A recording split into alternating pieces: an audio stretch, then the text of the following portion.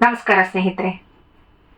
ಹೈಹಯ ಮನೆತನದ ಕೃತವೀರ್ಯನ ಮಗ ಕಾರ್ತವೀರ್ಯ. ಅವನಿಗೆ ಸಹಸ್ರಬಾಹು ಅಂತ ಮತ್ತೊಂದು ಹೆಸರಿದೆ. ದತ್ತನಿಗೆ ಅತಿ ಪ್ರಿಯನಾದ ಕಾರ್ತವೀರ್ಯ ದತ್ತನಲ್ಲಿ ಅತ್ಯಂತ ಭಕ್ತಿಯನ್ನ ಹೊಂದಿದ್ದ. ಕೇವಲ ದತ್ತ ಭಕ್ತಿಯಿಂದಲೇ ಅತುಲ ಪರಾಕ್ರಮವನ್ನ, ಯೋಗ ಜ್ಞಾನವನ್ನ ಅವನು ಪಡೆದಿದ್ದ. ಮೊಟ್ಟ ಮೊದಲ ಬಾರಿಗೆ ಶ್ರೀ ಅನಘಾಲಕ್ಷ್ಮಿ ವ್ರತವನ್ನ ಆಚರಿಸಿ ಹೇರಳವಾಗಿ ಸಂಪತ್ತನ್ನ ಪಡೆದವನು ಈ ಕಾರ್ತವೀರ್ಯನೇ. ಪ್ರತಿ ಅಷ್ಟಮಿಯಂದು ಈ ವ್ರತವನ್ನ ದತ್ತನ ಆದೇಶದ ಮೇರೆಗೆ ಅವನು ಆಚರಿಸ್ತಿದ್ದ. ಇವನ ನಿಮಿತ್ತವಾಗಿಯೇ ಪರಮಾತ್ಮ ಪರಶುರಾಮನ ಅವತಾರದಲ್ಲಿ ಬಂದ. ಈ ಕಥೆ ಎಲ್ಲರಿಗೂ ಗೊತ್ತಿರೋದು ಅಂತ ಅನ್ಕೋತೀನಿ. ದತ್ತ ಮಹಾತ್ಮೆಯನ್ನ ಪ್ರತಿಯೊಬ್ಬರು ಪಾರಾಯಣ ಮಾಡಬೇಕು, ಅಷ್ಟು ಚೆನ್ನಾಗಿದೆ. ಅದರಲ್ಲೂ ಈ ಕಾರ್ತವೀರ್ಯನ ಚರಿತ್ರೆಯಲ್ಲಂತೂ ಯೋಗಾಭ್ಯಾಸದ ಬಗೆಗೆ ಸಂಪೂರ್ಣವಾದ ಮಾಹಿತಿ ನಮಗೆ ದೊರಕತ್ತೆ. ಎಲ್ಲರಿಗೂ ಗೊತ್ತು, ಕಾರ್ತವೀರ್ಯ ಜಮದಗ್ನಿಗಳ ಆಶ್ರಮದಲ್ಲಿ ಇದ್ದಂಥ ಕಾಮಧೇನುವನ್ನ ಕರ್ಕೊಂಡು ಹೊರಟೋಗ್ತಾನೆ. ಆಗ ಪರಶುರಾಮ ಬರ್ತಾನೆ. ಪರಶುರಾಮನಿಗೆ ಕೋಪ ಬರುತ್ತೆ. ಕಾರ್ತವೀರ್ಯನ ಜೊತೆ ಯುದ್ಧಕ್ಕೆ ಹೋಗ್ತಾನೆ. ಮೊದಲೇ ಕಾರ್ತವೀರ್ಯ ದತ್ತನಿಂದ ವರ ಪಡೆದಿರ್ತಾನೆ. ನನಗೆ ಸಾವು ಬರಬೇಕಾದ್ರೆ ಅದು ರಣರಂಗದಲ್ಲೇ ಬರಬೇಕು. ಯಾವ ರೋಗ ರುಜಿನಗಳಿಂದ ನನಗೆ ಸಾವು ಬರಬಾರದು. ಯಾವ ಕ್ಷುಲ್ಲಕ ಮಾನವನಿಂದ ನನಗೆ ಸಾವು ಬರಬಾರದು. ಸಾವು ಬಂದ್ರೆ ನಿನಗೆ ಸಮಾನನಾಗಿರೋ ಒಬ್ಬ ಅತುಲ ಪರಾಕ್ರಮಿಯಿಂದ ನನಗೆ ಸಾವು ಬರಬೇಕು. ಪರಮಾತ್ಮನಿಗೆ ಸಮಾನರು ಯಾರೂ ಇಲ್ಲ. ಅದಕ್ಕೋಸ್ಕರ ಮತ್ತೆ ಪರಮಾತ್ಮನೇ ಅವತಾರವನ್ನ ಎತ್ತಬೇಕಾಯ್ತು.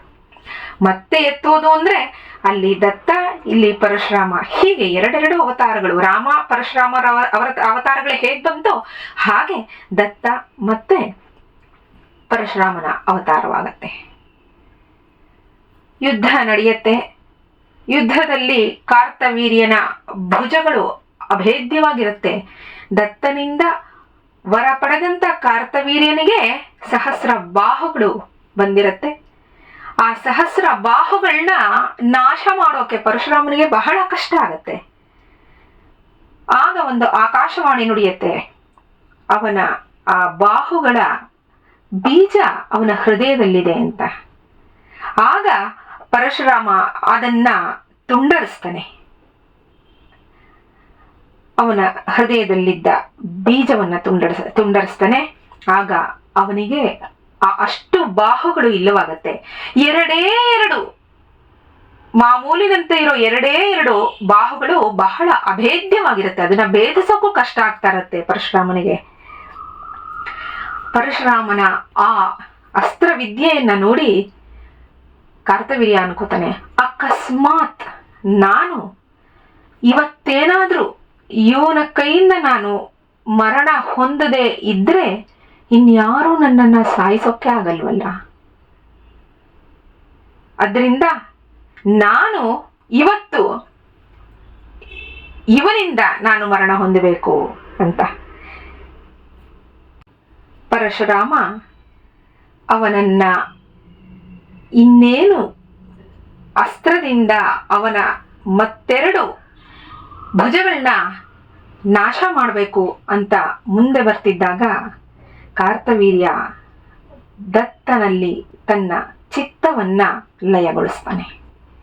ತನ್ನ ಚಿತ್ತವನ್ನ ದತ್ತನಲ್ಲಿ ಲಯಗೊಳಿಸಿ ಸ್ವಸ್ವರೂಪದಲ್ಲಿ ದೃಢವಾದ ಲಕ್ಷ್ಯವನ್ನ ಹಿಡಿತಾನೆ. ಇಂದ್ರಿಯಗಳ ಪ್ರತ್ಯಾಹಾರವನ್ನ ಮಾಡ್ಕೋತಾನೆ. ಅವುಗಳನ್ನ ಮನಸ್ಸಿನಲ್ಲಿ ಲೀನ ಮಾಡ್ಕೋತಾನೆ. ಆ ಮನವನ್ನ ಪ್ರಾಣದಲ್ಲಿ ಲಯಗೊಳಿಸ್ಕೋತಾನೆ. ನಂತರ ಪ್ರಾಣವನ್ನ ತೇಜದಲ್ಲಿ ಲೀನ ಮಾಡ್ತಾನೆ. ಕಡೆಗೆ ತೇಜವನ್ನ ಪರದೈವತದಲ್ಲಿ ಲಯಗೊಳಿಸ್ತಾನೆ. ಈ ಕ್ರಮದಿಂದ ಅವನು ಅದ್ವಯನಾಗಿ ಬ್ರಹ್ಮಮಯನಾಗ್ತಾನೆ. ಅವನ ನಾಡಿಯ ದ್ವಾರಗಳ ಮೂಲಕವಾಗಿ ಅವನ ಹೃದಯದಲ್ಲಿ ಒಂದು ಪ್ರಕಾಶವು ಬರುತ್ತೆ. ಸುಷುಮ್ನೆಯ ಮಾರ್ಗವನ್ನ ಹಿಡಿದು ಸಾಗಿದ ಪ್ರಾಣ ಊರ್ಧ್ವಗತಿಯನ್ನ ಹೊಂದತ್ತೆ. ಆಗ ಪರಶುರಾಮ ತಡ ಮಾಡದೆ ಕಾರ್ತವೀರ್ಯನ ಶಿರಸ್ಸನ್ನ ಅವನ ಶರೀರದಿಂದ ಬೇರ್ಪಡಿಸ್ತಾನೆ. ಆಗ ಅವನ ಶರೀರ ನಿಶ್ಚೇತನವಾಗಿ ಕೆಳಕ್ಕೆ ಬೀಳತ್ತೆ. ಹೀಗೆ ಕಾರ್ತವೀರ್ಯನ ಪ್ರಾಣ ದತ್ತ ಸ್ವರೂಪದಲ್ಲಿ ಸೇರತ್ತೆ. ತನ್ನನ್ನೇ ಗುರುವಾಗಿ ಪಡೆದ ಕಾರ್ತವೀರ್ಯನ ಬಗೆಗೆ ದತ್ತನಿಗೆ ಬಹಳ ಅಭಿಮಾನ, ಬಹಳ ಪ್ರೀತಿ. ಸಾಮಾನ್ಯವಾಗಿ ಸ್ನೇಹಿತರೆ, ನಾವು ಭಗವಂತನನ್ನ ಭಕ್ತರು ಹಾಗೆ ಗುರುವನ್ನ ಶಿಷ್ಯರು ಭಜಿಸೋದು, ಅವರ ಕೃಪೆಗೆ ಪಾತ್ರರಾಗೋದು ನಿರಂತರವಾಗಿ ನಡ್ಕೊಂಡು ಬಂದಿದೆ. ಇದನ್ನ ನಾವು ನೋಡ್ತಾನೆ ಇದೀವಿ. ಆದ್ರೆ ಶ್ರದ್ಧೆ, ಭಕ್ತಿ, ನಿರಂತರ ಅಭ್ಯಾಸವನ್ನ ಹೊಂದಿರುವಂತ ಯೋಗ್ಯನಾದ ಶಿಷ್ಯನನ್ನ ಗುರು ಯಾವ ರೀತಿ, ಈಗ ನಾವೇ ಎಷ್ಟೊಂದು ಕಡೆ ನೋಡ್ತೀವಿ, ಶಿಷ್ಯರ ಕಂಡ್ರೆ ತುಂಬಾ ಪ್ರೀತಿ ಇರುವಂತ ಶಿಷ್ಯರ ಕಂಡ್ರೆ ಈ ಅಧ್ಯಾಪಕರು ಹೇಳ್ಕೊತಾರೆ ಬೇರೆಯವ್ರ ಕೈಲಿ, ಬಹಳ ಅವನು ತುಂಬಾನೇ ಚತುರನಾಗಿದ್ದಾನೆ, ಅವನು ಯಾವ ಕೆಲಸವನ್ನು ಕೊಟ್ಟರು ಮಾಡ್ತಾನೆ, ಯಾವ ರೀತಿ ಅದನ್ನು ಅದು ಯಾವುದಾದ್ರೂ ಆಗ್ಲಿ ಓದಿ ಅದನ್ನ ಅರ್ಥ ಮಾಡ್ಕೋತಾನೆ, ಹೀಗೆ ಹೇಳೋದುಂಟು. ಹಾಗೆ ಗುರುವಾದವನು ಶಿಷ್ಯನ ಬಗ್ಗೆ ಇರೋ ಬಾಂಧವ್ಯ, ಅವನ ಬುದ್ಧಿಮತ್ತೆಯ ಬಗೆಗಿನ ನಂಬಿಕೆಯನ್ನ, ಶಿಷ್ಯನಿಗೆ ಗುರುವಿನ ಬಗ್ಗೆ ಇರೋ ಶ್ರದ್ಧೆಯನ್ನ ಈ ಎಲ್ಲವೂ ಬಿಂಬಿಸ್ತಾ ಹೋಗುತ್ತೆ. ಇಂಥ ಚರಿತ್ರೆಗಳನ್ನ ಓದಿದಾಗ ಎಂಥ ಗುರು, ಇವನೆಂಥ ಶಿಷ್ಯ. ಸಾಮಾನ್ಯವಾಗಿ ಎಷ್ಟೊಂದು ಕಡೆ ಕಾರ್ತವೀರ್ಯನನ್ನ ರಾಕ್ಷಸ ಅನ್ನೋ ರೀತಿ, ದೈತ್ಯ ಅನ್ನೋ ರೀತಿ ಎಲ್ಲ ಚಿತ್ರಣ ಮಾಡ್ಬಿಟ್ಟಿರ್ತಾರೆ. ಬಹಳ ದೊಡ್ಡ ತಪ್ಪು.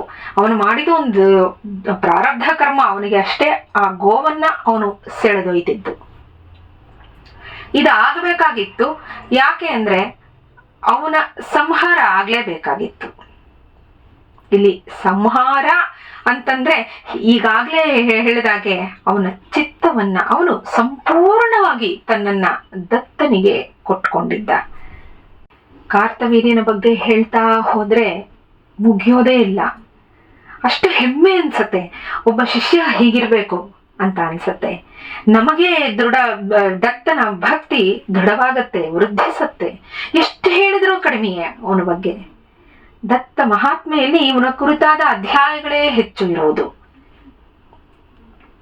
ಶ್ರೀ ದತ್ತನಿಂದಲೇ ಇಡೀ ಜಗತ್ತಿಗೆ ಬೋಧಿತವಾದ ಕಾರ್ತವೀರ್ಯನ ಒಂದು ಮಂತ್ರ, ನಮಸ್ತೆ ಕಾರ್ತವೀರ್ಯಾಯ.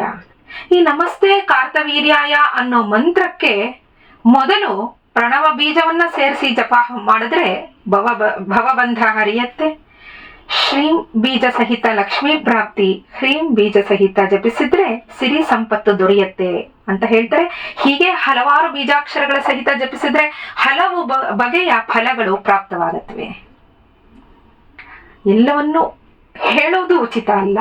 ಹಾಗೆ ಕಾರ್ತವೀರ್ಯಾರ್ಜುನನ ಸ್ತೋತ್ರ ಪಠಣೆಯಿಂದ ಕಳೆದ ವಸ್ತುಗಳು ಮತ್ತೆ ಸಿಗೋದಲ್ಲದೆ, ಯಾರಾದ್ರೂ ಶತ್ರುಗಳು ದುಷ್ಟ ಪ್ರಯೋಗಗಳನ್ನ ಮಾಡಿದ್ರೆ, 1000 ಸಂಖ್ಯೆಯಲ್ಲಿ ಇದನ್ನ ಪಠಣೆ ಮಾಡಿದ್ರೆ ಆ ಎಲ್ಲಾ ದುಷ್ಟ ಪ್ರಯೋಗಗಳು ನಿರ್ನಾಮ ಹೊಂದತ್ವೆ ಅಂತ ದತ್ತ ಪ್ರಭುವೇ ಹೇಳಿರೋದು.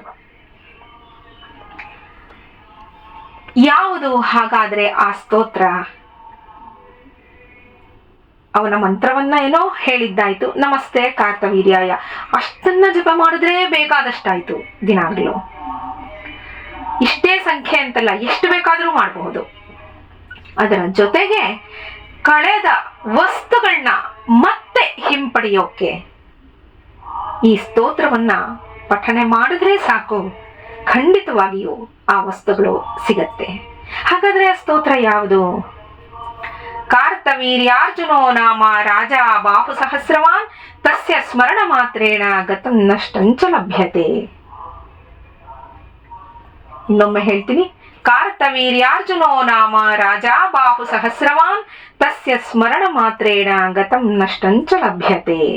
ಇದನ್ನ ಸ್ವಾಮಿ ದತ್ತನೇ ಇಡೀ ಪ್ರಪಂಚಕ್ಕೆ ಹೇಳಿರೋದು. ಅದರಿಂದ ಈ ವಸ್ತು ನಮ್ಮದು ಕಳೆದೋಗಿದೆ, ಅದು ಯಾವುದೇ ವಸ್ತು ಆಗಿರಬಹುದು.